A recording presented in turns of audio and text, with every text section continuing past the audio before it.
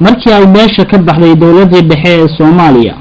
waxa dalka ka bilowday dagaalo sokeeye iyo kuwa siyaasadeed kuwaas oo dhibaatooyin badan ay ka soo gaadheen dadka shacabka ee ku dhaqan deegaanada dalka ee ay jiriftu ka dhacaysay koonfurta Soomaaliya oo ah meesha ugu badan ee colaadaha iyo abaaruhu dadka ay ka soo barakiciyeen ayaa shacabkii ku noolaa noqdeen kuwa u qaxawra barakaca dalka gudihiisa iyo dibadiisa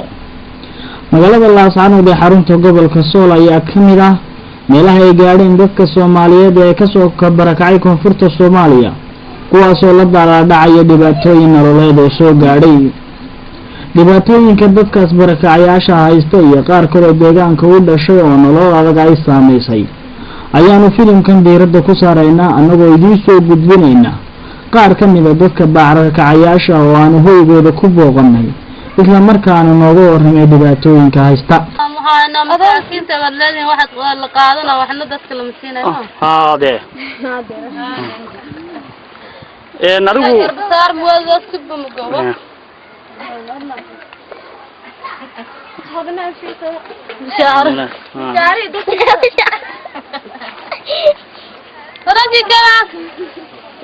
mila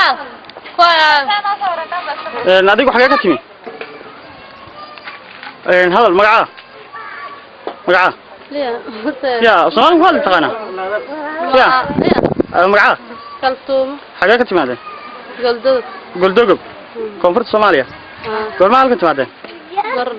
مردويد ما عوضها هلكا كجرا سيدي سو بكركيه مساباري هلكا كدعay hawaari halkaas ka dhaca Laascaanood basi toos u timaadeen ka waran noloshiina Laascaanood nolosheena waxba ma haysan waan gartay dhibaatooyinka idinku haysta magaalada maxaa kamid ah waxa aawama meeshan waxa wax qaab lama marmar dhifaa wax yaa idin soo gaarsiiyay caawimay qof laba saddex jeer waxaan soo gaarsay maqaad marna waxaan soo laba jeer waxaan soo gaaray bishaas laakiin caawimooyin joogta iyo meeshan aan joogsanana laba sano marba waxaan nasiya ona joogtaan ta ka helayna magacaadiga Faadumo waxa xagee ka timaadaygu aniga baar dheer ka timi gobolka Gedo ma abaarihi halka intee ba joogtaa halkan yar baa joogaan abaarihi halka ka dhacay waa halkan abaarihi baa ku soo araray waa gartay ka waran dhibaatooyinka Laascaanood idin ku haysta maxaa kamid ah dhibaatada waxa nooga daran waxa la una iyo wax la hirtay iyo wax kasta nooga daran wax lagu karsado wax lagu karsado waxa iyadoo idin yimaado waxa uma idin fidiyay ma wax noo yimaad marmar ba noo yimaadaan markii noo yimaadaan wax Ilaahay ku soo qaado aan siinaa laakiin doonii ma ahaye marmar ba noo yimaadaan waan gartay dadkan idin daawanaya maxaad ka codsanaysaan dadka waxaan ku ogtinaynaa inuu soo aawiyo waxna na siiyo alaabna na siiyo hungurina na siiyo wax kasta oo baahannahay cadad intee leeg baa leediin dadkiinan koonfurta ka soo barkacay halkan joogay abaaro iyo colaado keenay dad badan baan nahay ma xerooyin ma jiraan iyo waxa iyadoo isku kin ururiyay maya waxaan ka deganahay dad badan baan ka deganahay oo isku qorqoolay qoys badan baa ku degantii gurina haysana gurina waxa ka jireysada way sheegnahay ma ikasna loo duduubno waxana loo keen waa dhamaanay wax uu masiinayaan waana duumay warna waana qaadaya waxna ma siinayaan marka waxa u baahanay inta gargaar ilaahay baleeno soo gargaar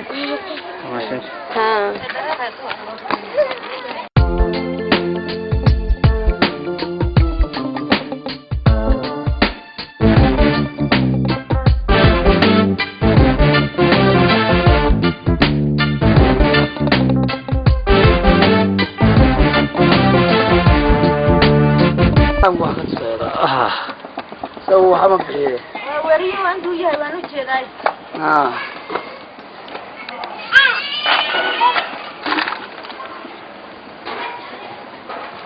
مقعه مقعه مكتبه ولا مركبه حاجه كتير مركبه waxaan ka imid diin soori baar dheer meel u dhaxaysa diin soori baar dheer koonfurta Soomaaliya waan gartay goorma halka tibeen sanad baan joogaa muddo sanada la taxaw batoos u timi marka ka waran noloshaada la sanad nolosheeda la sanad nolosheeda la sanad haddaan helno waacnona haddaan waayina kale wax loo waayay ilaahay tisbay jaan ما هشان وقتها كلوين أو عيد سوقات شيء مجران. كلوين وح يريرنا وانا لسه واحد ساء بورنا نسوق جارنا مجران. وموين هذا هشان وبورا مجران.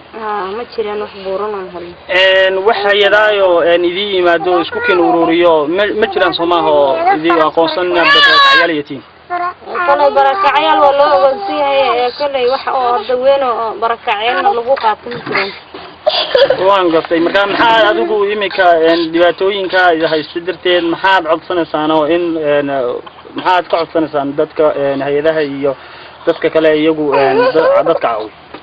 dadka caawi waxaan ka codsanaynaa in wax nala siiyo wax nala taro wixii nala helo nala siiyo waan ka codsanaynaa adigu hooyo taym caruuraad haysata 4 caruuran haysata iyo aabahoodna waa u joogaa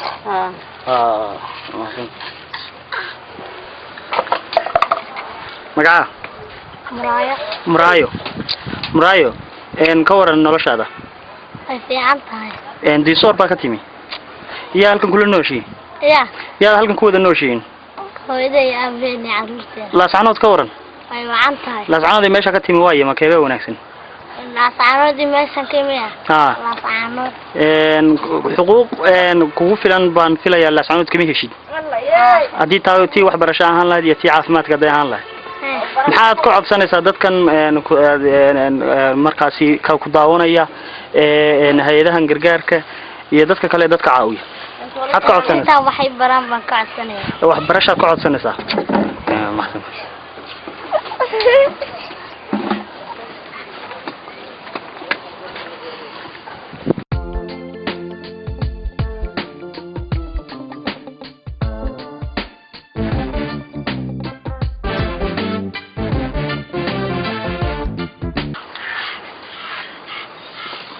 مقعه شيخ آدم محمد ساق آدم محمد هي كورن وسيدي عفماتك وقتك عفماتك في عيني هي حقيقة تيمي مركي هوري إيماني سالكن قبل كدين صور بعد كتيمي هذيك أيوه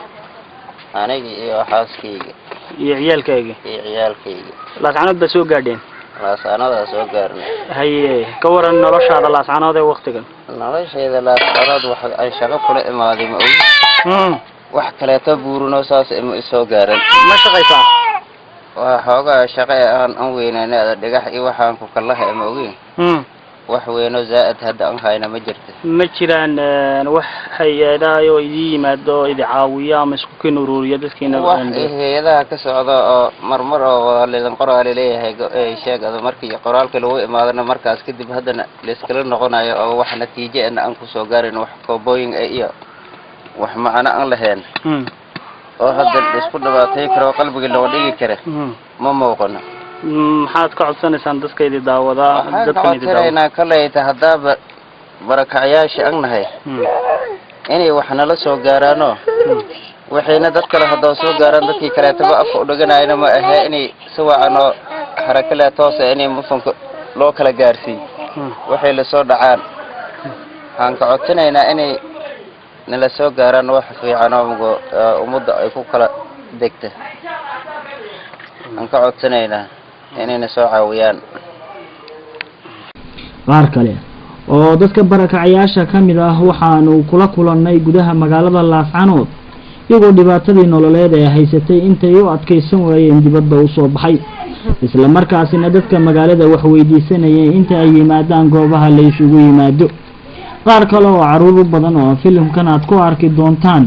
waxay isku dayayaan inay nolosha adag kula tacaalaan shaqooyin aan markaasi ku filayn waxaan waqtigan ku sugannahay hooy ku nool yihiin dad barakacayaal oo aad u tiro badan kuwaas oo iskugu jira dad waaweyn iyo caydi yar yar xagee aaba miisi wallahi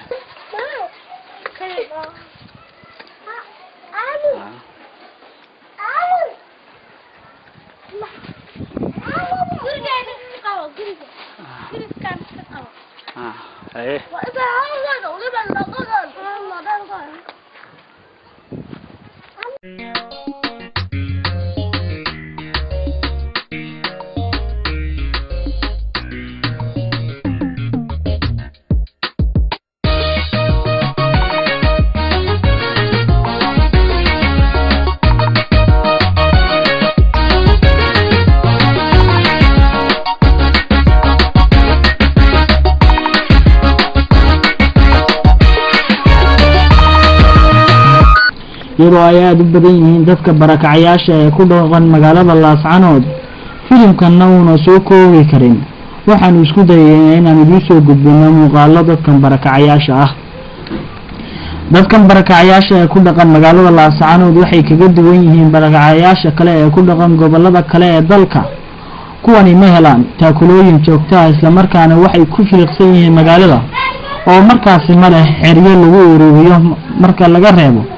xeerad dad gaar ah oo deegaanka ay isku tagay ay sameeyeen oo ku taala degmada Xudun ee gobolka Sool haddana waxaanu halkan idinka soo gudbinaynaa muuqaalo qaar ka mid ah dadka barakacayaasha iyo gudaha magaalada dadka taakula yaryar ku weydiisanaya iyagoo qaar kalena ay isku dayayaan inay nolosha adag la tacaalaan gabadhan sida ay noo sheegtay waxay ka mid tahay dadka barakacayaasha ee ka soo barakacay gobolka Bakool ee dalka Soomaaliya waxayna cagteeda ku raadsataa waxay wax ku cunto kuna cabto waxayna dadku ka caawiyaan marba wixii qofku jeebka ku hayo haddaba daawadayaan nala daawada muuqaaladan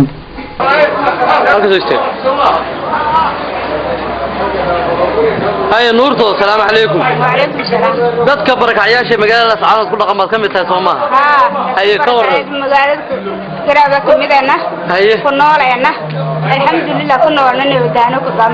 هاي كور sidee magaalada u degantay? magaalada man dheeraad degi waana corona dal alxamdulillah. rabbil alamin dadka magaalada shacabka ku noolayaan.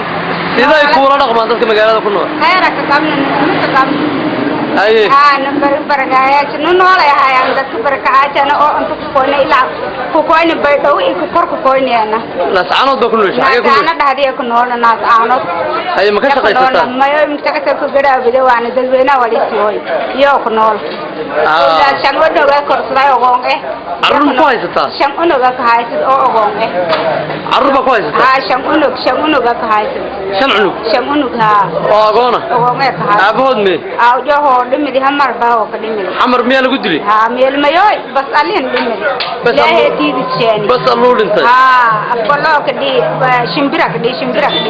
شمبرة كدي. ها هي. هاي هدر بعد دول كاجي أي نبضي وناجي وحنا شان ما ما كنا قنيسة هاب أرك نبدين كدي ودي ساعتين بيلن نقدانا مله ميليلاهي نبدين تيون تذكرون هلك وقم بيلن نقدانا مله أول بياله هو نبدان نبدان نقدان ما صنت كنا ما أدير كابا هذا رأي وفي عند هذا عفمات كاكور عفمات بقول كده بقول هي مقالة تعاند بتشوفته مقالة تعاند بكونولنا هي في كانوا كبر في ناس تعاند بالباندة هذه كونولنا الله لا هي النبض بيرو هي لا هي النبض بيرو مقالة الناس تعاند بكونولنا وين هذا المسجد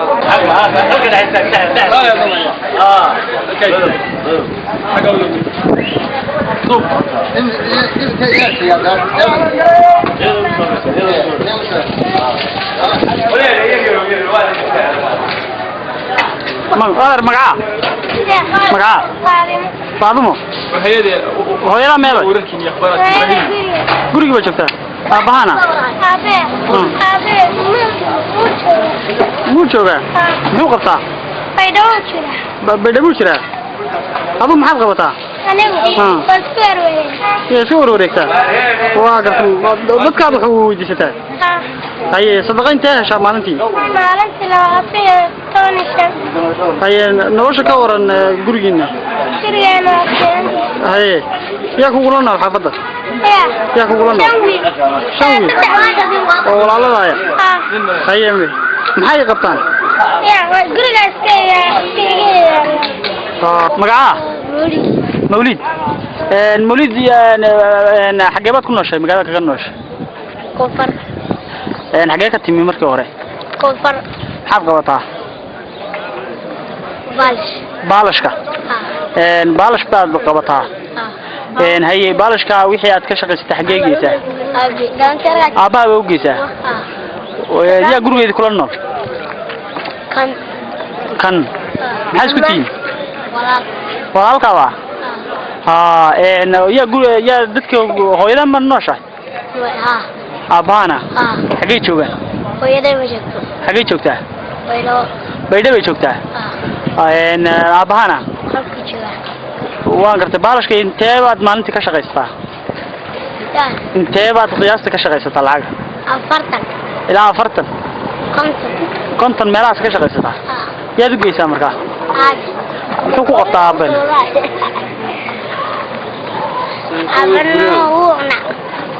كورن نلوش حفظينا يا إمي سوى الله يكون النوش صدح مقعة محمد ايه نلوش هذا واسده يا كونفور باكت مادين محاد كونفور باكت مادين أبارتي بعد كسر بركة علين أديك أيوه هذا محاد غلطة هذا ده سيدنا تكوب على شيء صح معك وجود كما بدو كوب على شيء صح إذا قاعدين تهلك بكيشة كنتن ملاها مالنتي ويحي واقرته ويا مركا حاجات جيسة نرشي لما يديكوا في لانت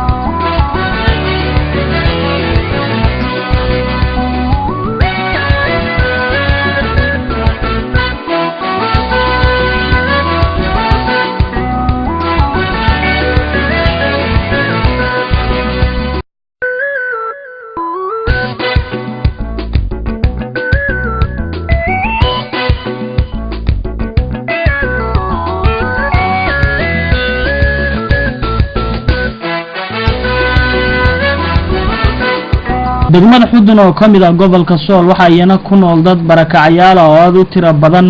kuwaas oo iskugu jira dadkii ka soo barakacay abaaraha iyo colaadaha ka aloosan koonfurta Soomaaliya iyo dadka deegaanka ah oo iyagu xoolo dhaqato ah oo markaas xoolahooda ay kaga leedeen abaarihii dhawaanihii ugu dambeeyay ka dhacay dalka Soomaaliya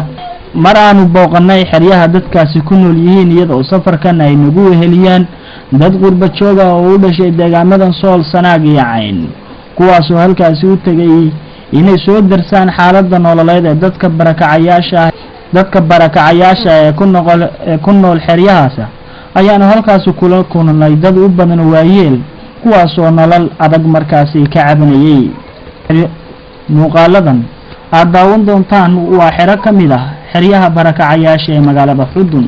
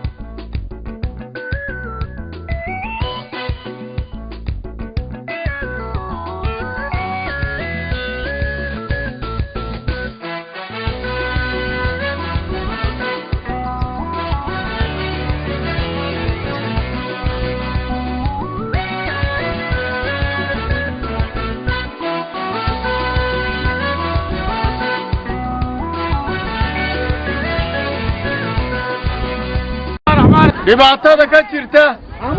halkan degmada Xudun dadkii barakacayaasha ahaa walaalaheenii koonfurta ka yimi ee maciinka ina soo biday iyo dadkii xooluhu ka baxeen inaynu tusno walaalaheena Soomaaliyeed iyo kuwa caalamkaba maadaama ay dadkeenu noqdeen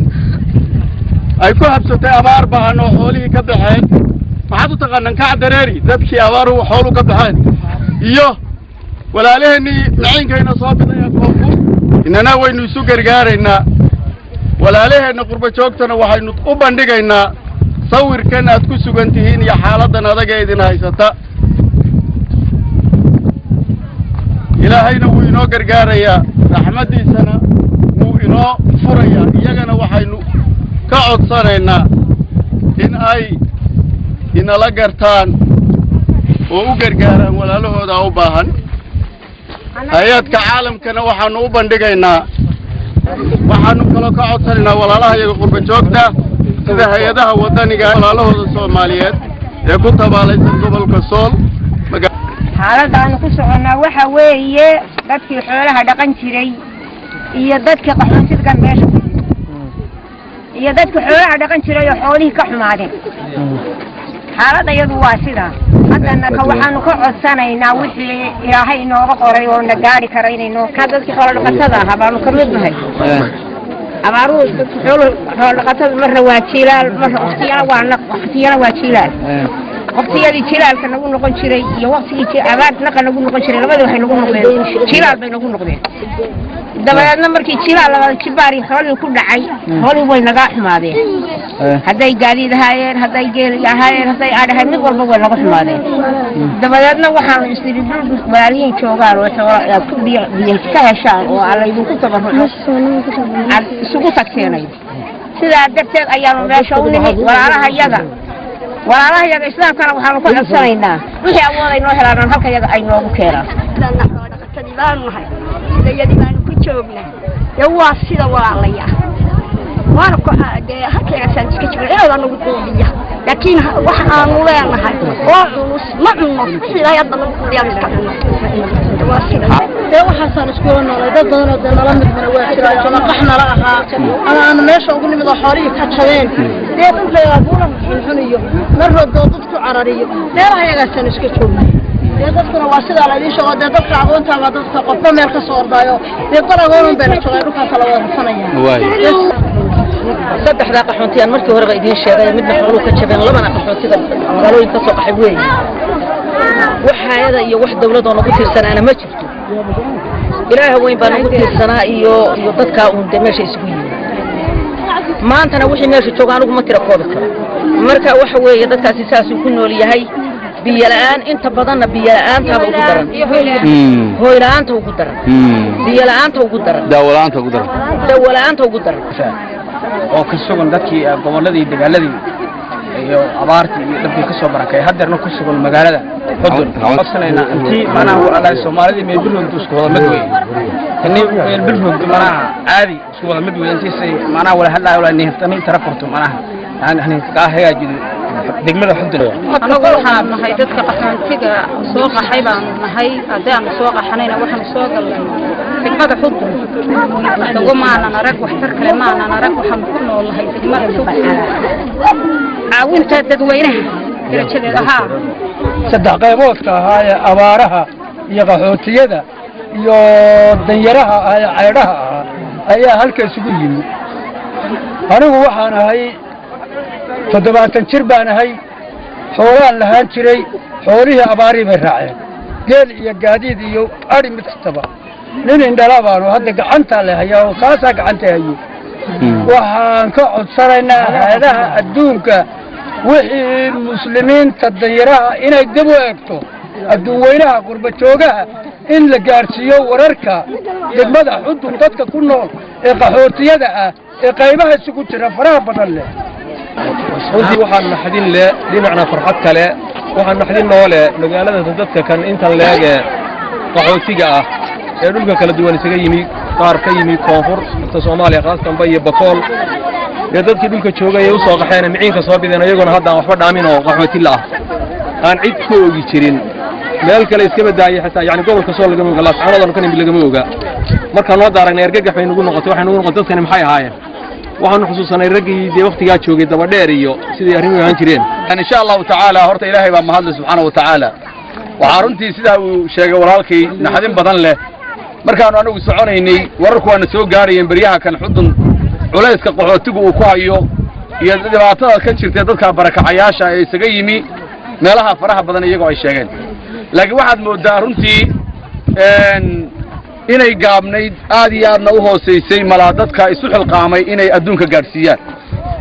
waxaa nasiib darro runtii dhibaatada ku hayso laakiin marka aad weydo cidun miciin oo marka waxa weeyaan ugu yaraan ba tiraahdo hebel waa xanuunsan yahay runtii isma lahayn ma la filayn laysa al-khabaru kal muayana wala bi mura'in kama sab'al yada yani warka iyo waxa lagu sheegay iyo waxa aragtaa isku mid ma waxaanu mar kale dib ugu noqonaynaa nolosha adag ee qaar ka mid ah dadka magaalada Laascaanood daawadayaal waxaan haddan halkan idinku soo gudbinaynaa filin naxdin badan kaas oo aanu ka soo qaadnay qoys reer Laascaanood oo deegaanka kuwaas oo nolosha adduunyo iyo amarka Allah ay saameyn ku yeesheen xaaladda nololeed ee qoys ka mid ah dadka ku nool magaalada Laascaanood isla markaasna danyar ayaa ah mid aad u liidata qoyskani uu ka kooban yahay 4 ruux 3 ka mid ah ay yihiin haween halka kalena uu yahay nin hayeeshe 3 ka mid ah 4 ruux ayaa waxay yihiin kuwa xagga dhimirka ka jiran hooyo iyo labadeeda caruura ayaa ah kuwa xagga dhimirka laga hayo iyadoo markaasna ay jirto haweenayadu u dhaqdhaqaaqda reerkaasi sidii ay ugu soo saar lahayd nolol maalmeedkooda hayeeshe xaaladan ay ku jiraan dadkani ayaa waxay tahay mid ay ka danqanayaan dhammaanba dadka muslimka meel kastoo ay joogaan marka ay xaaladan arkaan ayaanu la kulannay xaaladda ay ku nool yihiin oo sawir ahaan ahayd mid aad u liidata iyagoo markaasi deganaa sandaqad 2 cariish ama cooshadood oo yaryar kuwaasi oo 2 ka mid ah ay ku xidhnaayeen hooyada dhashay caruurtan iyo gabadheeda halka wiilku uu yahay mid isna xagga dhimirka ka jiran hayeeshee isagu uu yahay mid xanuunkiisu aanu ahayn mid uu u cararo ama uu magaalada uga baxo hayeeshee aanu dhaafin oo kaliya guriga hooyada dhashay caruurtan oo xagga dhimirka ka jiran ayaa iyaduna waxa ay tahay mid dhultaala oo misigta ka jaban isla markaasna sariir iska dhultaala halka gabadh ka mid ah dadkan dhimirka ka jirana ay tahay mid iyadu ay ku xidhxidhan yihiin silsilado taasna ay keentay kadib markii ay noqotay mid aan iyadu salka dhulka dhigin xanuunka haya dartii ay tagto meelo ka baxsan gudaha magaalada Laascaanood gabadha afraad ayaa iyadu waxay tahay gabadha iyadu la daalaa dhacda dadkan sidii ay nolol maalmeedkooda ama qowtal daruurigooda ay u soo saari lahayd ha yeeshee waxa ay iminka sheegtay in naftigeedu ay noqotay shaqo gab isla markaasna dhammaanba dadka muslimka ee ajarka jecel ka codsatay inay gargaar la soo garab istaagaan iyadoo arrimahaasi ka hadlaysana waxaa hadalladeedii ka mid ahaa xismale xataa saddex midna xismale waa waxa weeye maskaxdooda saddexdaba waa maskax islaantu lug bay ka jabantay iyadoo xiska abay haddana lug ka jabtay waa taa adarto dasharta saaran waxa weeye dad wax ehel oo dee waa jiraa laakiin wax muhiim ah haddeerto xoolo leh oo maaragtay aniga uu xoogaygaasa u ah eheliyo xoolo waxa weeye marka waa isla taacaso mudda nebi maxamed ayaan rabaa inaan u bandhigto oo dadka maaragtay dhakhtar iyo bal waxaan dee xun baa lagala quustaay dadka aadka maaragtay u liita anigina aan ka tamar maaragtay iga tambatay ayaan doonayaa in ummadda nebi maxamed u bandhigo marka ummadda Soomaaliyeed dal iyo dabadba wixii jooga waxaan rabaa ummadda dadkaas maaragtay dee igu taa masuul baan u ahay dadka dad kale oo ilaahay ama xoolo aan ugu cawdo ma laha ummadda Soomaaliyeed dal iyo dabadba joogta waxaan ka codsanayaa inay ummaddaas igu soo caawiyaan bal dadkaas ay ila caawiyaan oo ila arkaan marka walaalayaal waxaan idin ka codsanayaa ummadda Soomaaliyeed dal iyo dabadba jirta inay dadkaas xanuunsanaya ee xiska ah qaashi jaban yahay tamarna aan waayay oo hooy lahayn oo hanti lahayn oo xis lahayn oo xataa maaragtay wax dad oo kula caawiyo oo kula hayo oo dee aad la kaashta xataa hayntu waa cawo aan jirin anigiina waxa weeye dee dhowr iyo 10 sano bahay qaarkood hayay ilaa waxaan hayay wiilku wuxuu waalaa ilaa iyo 20 sano waalaa xamargalkiiba wuu xanuunsaday ilaa xilliga ana gacanta ku hayo waday loo baaba'ay islaantuna muddo ka dambaysa adigu waxay ilaa xanuunsatay ilaa 15 sano isa ahay gabadhu waa inaan waa 20 jir waxa weeye maqaadir baa heshay say isaga joogtay iyana waa xiska marka waxa weeye dadkaasi iyadu 2 sanadood bay hadeerto 2 sanadood bay saa ahayd inta badan dadkan ayaa waxay yihiin dad danyara isla markaasna waxa ay sheegtay in aanay jirin ehelo u dhow oo ay bixinsato oo markaasi caawiya iyadoo dadka caalamkana ka codsatay inay wixii ay la soo garab istaagi karaan ay la soo garab istaagaan xaaladan ay ku nool yihiin dadkan ayaa waxay tahay mid rabbiga raxmaanka uu ka dulqaadi karo balse ay dadka bili aadamka ee atarka jecel ee muslimka ay ka codsanayaan inay la soo garab istaagaan wixii kaalmaha ay wax ugu qaban karaan marka laga reebo dhakhaatiir waxaa jirta in aanay haysan wixii ay ku noolaan lahaayeen oo hadday noqonayso camal iyo weliba kharashaad kale تفهم خاطري وارحل تكلم والشجرة مني سيف الهم تراه ستل سيف الهم تراه ستل جفا الأصحاب يقتلني تقتلني تراه سهل تكلم والشجرة مني والشجرة مني dawrayaal inta ayaanu ku soo gabagabaynaynaa barnaamijkaasi waxaana barnaamijkan markaasi maalgelisay isla markaana isku soo dibirtay shabakada xargaga online Cabdiqani Ismaaciil Goox xafiiska wararka ee shabakada xargaga online magaalada Laascaanood والشجرة مني سيف الهم تراه ستل سيف الهم تراه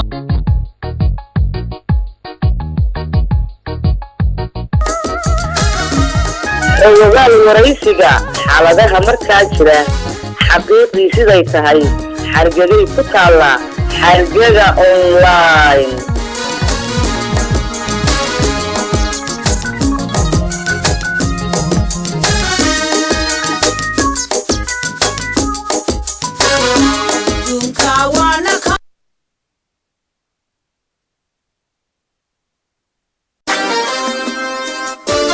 guud ahaanba dhegaystayaal warkii oo maanta aad kala socoteen radio xagaga waa inaga intaa waxaase tan iyo intaanu warkan mid lamida ku kulmi doono idinkaga tegaynaa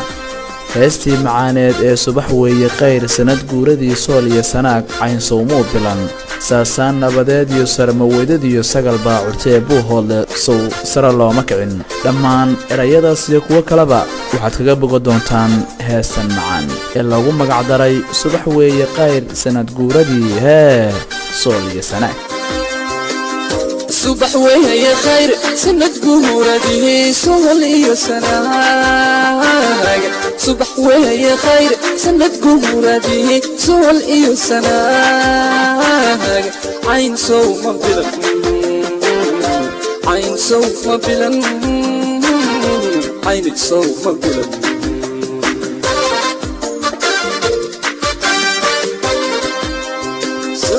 san nabiid sarma weydadiyo sagal baa curtay uhood la sow sare looma kicin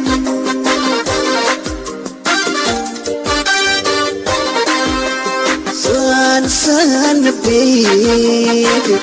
sarma weydadiyo sagal baa curtay uhood la sow sare looma kicin